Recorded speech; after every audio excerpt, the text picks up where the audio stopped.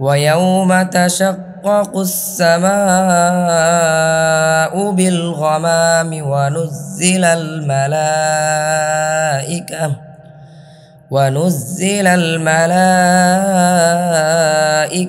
تنزيلا 25 আর সেদিন মেঘমালার দ্বারা আকাশ বিদীর্ণ হবে এবং ফেরেশতাদেরকে দলে দলে অবতরণ করানো হবে।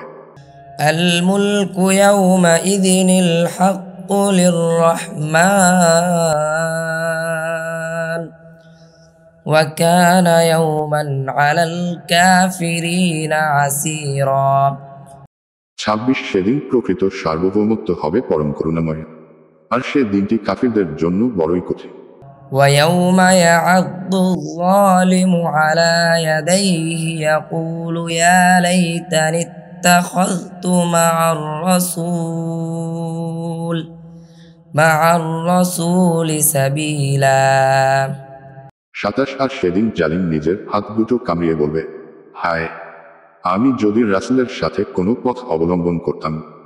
يا ويلتى ليتني لم أتخذ فلانا خليلا 28 হায় আমার দুর্ভোগ, আমি যদি অমুককে বন্ধুরূপে গ্রহণ না করতাম।